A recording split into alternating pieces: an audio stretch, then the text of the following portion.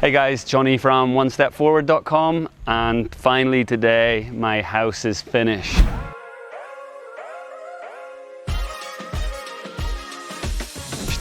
So I want to share with you the house that I've built here in Chiang Mai. If you follow my Instagram, you guys will have been seeing over the last kind of year or two all the construction, all the bills, all the planning decisions, and finally I've left Bangkok and I've moved up to Chiang Mai, and I want to share the house with you guys. It's quite an emotional thing for me to do, to be honest, because I know a lot of you guys read my blog and you saw that you know a lot about my upbringing. I grew up with a single parent, we were on welfare, we didn't have money to be going on holiday and these kind of things. And then I moved to Thailand when I was 22. I'm 38 now, so 15, 16 years ago. And I taught English in Chiang Mai in the north of Thailand where I am now. My salary was $500-600 a month. And that's when I fell in love with Thailand. And from now, 15 years later, for me to start the blog and try to make something of my life, to come back, it feels like I've come back full circle, and something that I'm very proud of. And I also hope that it can showcase to you guys what's possible if you really truly commit to following your dreams. So yeah, then I started making money from my blog, as you guys know, and it does well, but it's not some crazy $1 million per month type YouTube thing, nothing like that. But what I did do over the years is I was very careful with my money. Even when the money was good back in the early days, I was careful and I invested it. And like all the things I do with my Every Countries and with the 7 summits or rowing across the Atlantic, and now Everest coming up in April, got to keep your eyes on the prize. And I knew I wanted to build my dream house. So for me, every time at the end of every month, I would save and invest and save and invest, and 10 years later, it's allowed me to build this place in Thailand. So let me show it to you.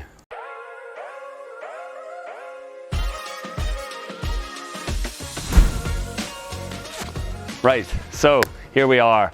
The name of my house is Rosewood Villa. These are rosewood trees. And we are about 5 minutes or 10 minutes from the airport in Chiang Mai and about 15 minutes from downtown. So really nice. We can hop in the car or on the bike and we're in the city in no time at all. But I had enough space and land, I could build the house that I wanted. So here it is. The land is about 1,200 square meters, I think, something like that. And the house is about 650 to 700 square meters, which is about 7,500 square feet. And here it is. I literally just moved in. The boxes came from Bangkok from my condo day before yesterday. So it's kind of tidy at the moment, which is why I want to do the video today. So let me take you inside. I'm going to show you guys what's going on.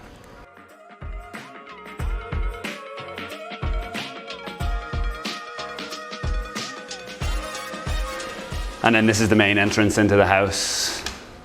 So let's go.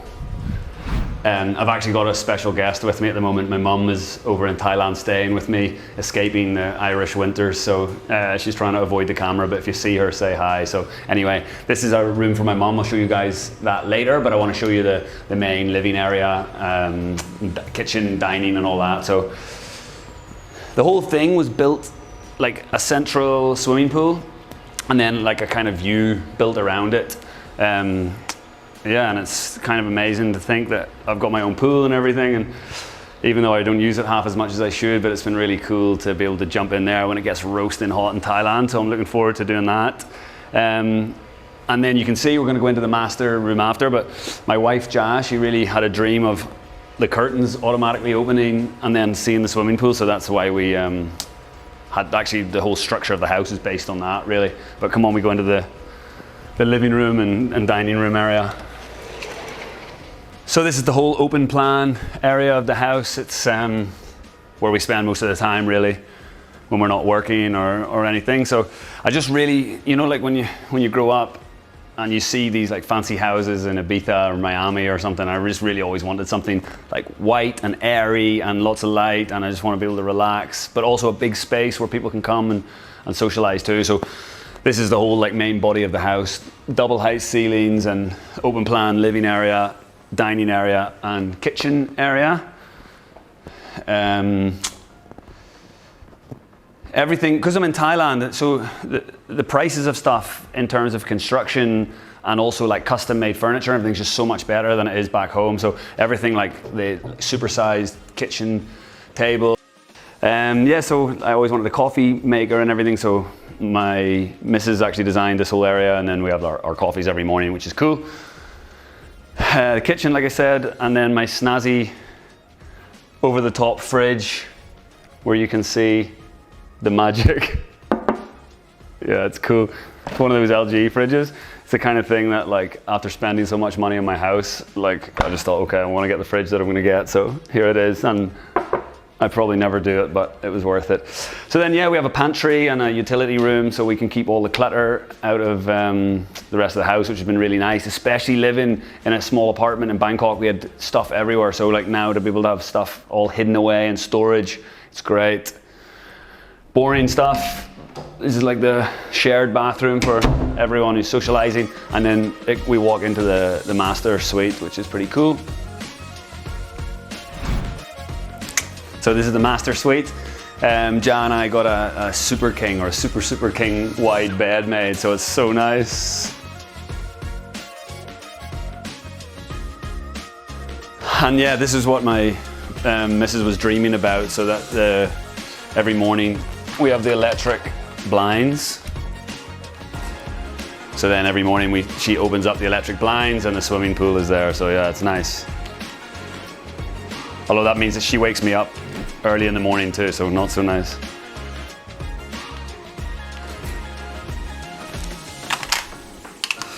And then it comes through into something that's necessary when you've got a wife like mine, which is the walk-in wardrobe. I get the short side, obviously, and then Ja gets the long side. But again, it just makes me able to sleep so much nicer knowing that all your stuff's out of the way. And then the master and the walk-in then turns into the bathroom, the master bathroom, which is pretty big. His and her sinks, because she's got so much stuff, it doesn't normally look like this. Normally it's full of her stuff, but because of the video, we cleaned it all away. And then across here, you can see that it's got his and her showers too, which is nice. Again, like from years of staying in crappy hotels in South Sudan and Mauritania, like to be able to have some space when I shower and stuff, so nice. And then supersized bathtub as well. Actually, like when we were sorting out the bathtub, it's a company called Trusol in Thailand, which do luxury bathtubs in Thailand. And I thought we'd be drinking wine and watching movies in here, but I used it more to nurse all my injuries from whatever stupid stuff I've been doing around the world. So, but it's been amazing to be able to do that too. And when no one else is staying, it's just nice that we can open all the windows and open all the doors, and everything's kind of free. And the only there's two more rooms on the bottom floor. There's like a kind of coffee area for my missus, where she can have her sanctuary. I have mine upstairs, and also there's an annex that I built for my mum, because my mum is getting older and she's got Parkinson's, and you guys will see that I take her on a lot of my trips, so now she can have her own space and stuff when she comes to visit me. I'll come and show you guys that now. Oh, the gym. Let me show you the gym first.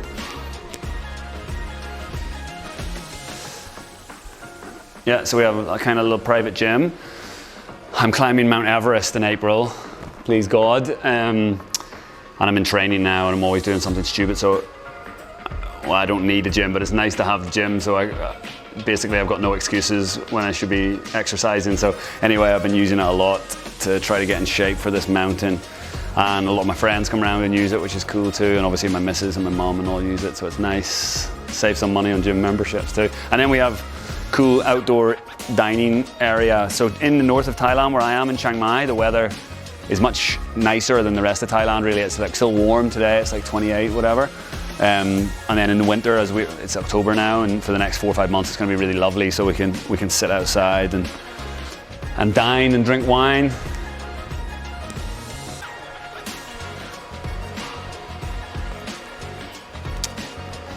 And then we have a cool, like, sunken sofa area. When the boys come over, basically, we spend a bit of time here. And then there's like a big ice box for beers or Cokes or whatever. That's cool. And I'll just show you the annex that my mum has. This, if you can see, these sun loungers. This is when your wife's got too much time on her hands, so she's designed a little logo for the house. Because her name's Ja. This is a J for Johnny, and this is a J for Ja. So yeah. Happy wife, happy life. So this is the annex. That's the master bedroom that we just came from, and then this is kind of like the master guest room. It's like a self-contained unit for my mom. So it's kind of like a little condo, really. It's like obviously got a double bed and stuff for my mom, but it's also got like a electric hob and sink and ensuite, obviously, and little wardrobe area. Because I know my mum doesn't like to feel like a burden, so it's nice that she can have her own space when she comes and not feel like she's burdening us, which she's not anyway, but you know what Irish mums are like, so better she feels comfortable. So she's here at the moment, so we'll go and say hello to her very quickly because she hates the camera. One thing I should say actually, the TVs, because it's quite a big TV and I've got 2 more upstairs in the fridge. Living in Thailand, people really love new stuff. Actually, it's kind of an Asian thing, whereas I don't know whether it's growing up with my mom or our Irish culture or whatever, but we always try to find like something that's been a display model or anything, right? And you get a little discount back in the West, and in Thailand, you don't get a little discount, you get a massive discount. So people hate buying like stuff that's seconds here. So the price gets dropped by 40%. So there's like a little scratch on the top of this one, there's a little scratch at the bottom of the fridge, and then I get like 40% off everything. So that's why I've got snazzy technology, because it's display models and stuff. So yeah, this room here is like a kind of conservatory, which Ja uses as a coffee room when her friends come around, which is nice. We'd be quick though. Yeah, so it's really like kind of Bali style. It's my mum. How you doing, mum? Okay, it's actually lovely in here, but I don't want to make my mum feel uncomfortable, so we go on. So yeah, up to the 2nd floor.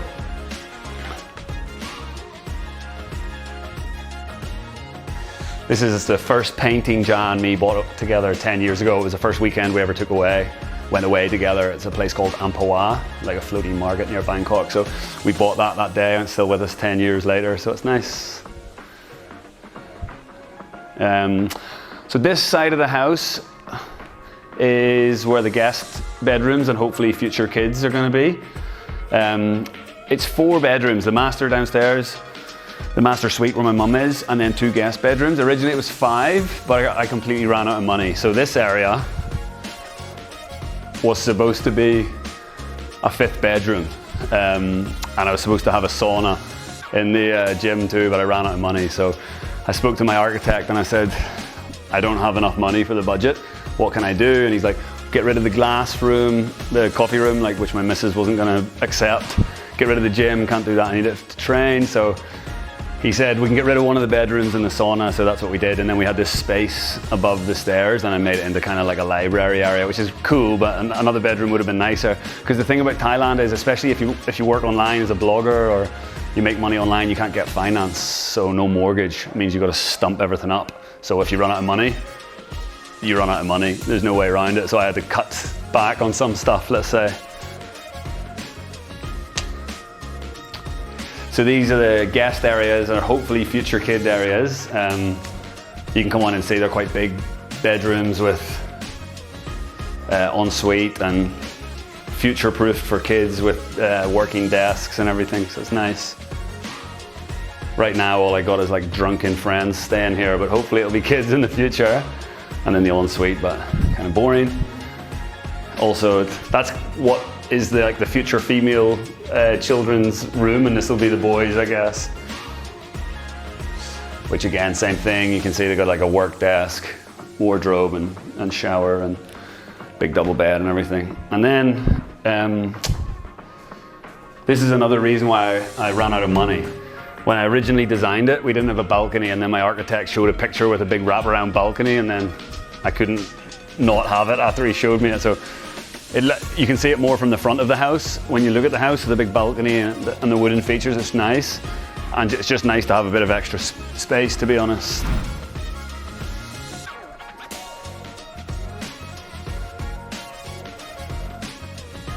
Yeah, so this is my office where I spend half my time. Yeah, it's cool. So I have like a secondary space for like when I have assistants or whatever, or sometimes when Jam, my missus, is working remotely, she can work from here. And then if you just come over, I'm starting to collect loads of cool stuff. Like this mask is from this artist in Central African Republic. I was just in Central African Republic a few months ago, and this is a gift from a school that we built in Delhi with our Medita Foundation. And this is tiger blood resin, dragon blood tree resin from Yemen, a jug from Damascus, Syria, Arabic coffee pourer from Baghdad, my ice axe from climbing Denali and Aconcagua, the highest peaks in South America and North America, and then some cool medals from like the North Pole Marathon. I did this cool ultra marathon in the Sahara Desert, 250 kilometers or whatever, and it's a nice memory of all the pain. And then if you just check around the corner, this is my future manifestation. So I'm climbing Everest in 6 months, so I've got a nice big picture of Everest that I stare at every day when I'm working, to try to visualize being on the top and hopefully succeeding and not dying. So yeah, it's my office. I spend like really a lot of my time in there, obviously. I'm always stressed about whatever I'm trying to do with Everest, for example, or the blog stuff, running these trips, whatever. And the way I decompress is just zone out on Netflix for a couple of hours every evening, or whatever show, or watching Liverpool. So I've always wanted to have like a little cinema with a big screen. So that's what we did with this room. I've got posters of my favorite movies, Lost in Translation, Old Boy, Teenage Mutant Ninja Turtles, and then a big 85-inch screen, beanbags, and a L-shaped sofa. So it's nice for me and Ja or my friends or whoever to come around and relax in here. It's nice. Yeah, and then the last room is, it was actually supposed to be my man cave, but my designer's like classier than me, so it ends up looking a bit classier than a man cave, but that was the idea of it anyway.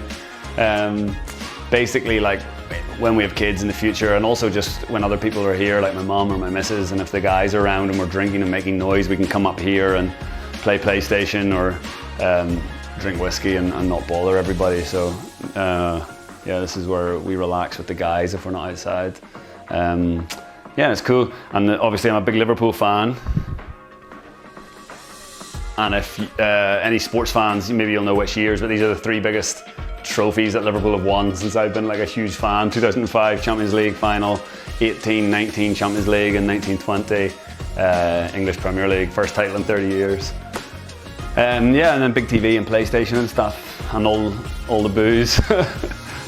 And then this actually opens out onto another balcony for anybody who wants to sunbathe. They can sunbathe here. Obviously, like I'm the whitest Irishman ever, so I can't be doing it too much, but it's here for people who want to do it.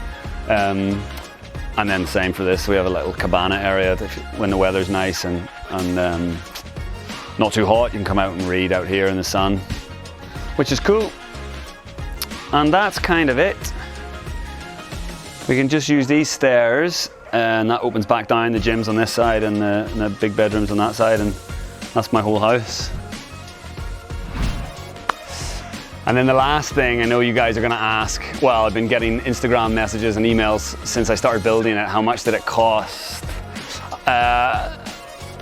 The land cost about, at the time it was about $200,000, the plot of land. It was 6 million baht, but the US dollar is really strong now, so maybe 180 or something like that.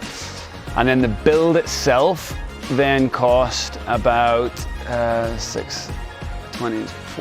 let's say 14 million baht, something like that. And then another 2 million baht or so for furnishings and stuff. All in, it was about 22 million baht, which at the time was about 700,000 US dollars, which I think is a pretty good price for a big house like this, and like my dream house basically. I've got an investment property in London, which is like not the same price, but not a million miles away, and it's about 40 square meters, 400 square feet. So I think if you can work online, it's much better to live in Thailand and have a place like this. So it cost about 700 grand, and then before the dollar got strong, it was worth just shy of $1 million US. So from a business perspective, which is what I'm hoping to maybe do in the next year, like I can see why people do real estate. Building is a lot better value. I just couldn't have afforded $1 million house, so now I have it because I build it, and I would really recommend other people doing that too, especially if you come to Thailand. Let me know, I can point you guys in the right direction. But that's it, yep, it's my dream. I'm finally here, 10 years of saving and struggle and stress, and now hopefully I can slow down a little bit, yeah right, and start to try to enjoy what we've built here. So thanks for watching. If anyone's got any questions about living in Thailand, building a house in Thailand, and of course, as always, any stuff about blogging or every country in the world, please message me. And I'll see you guys in Chiang Mai. Thank you.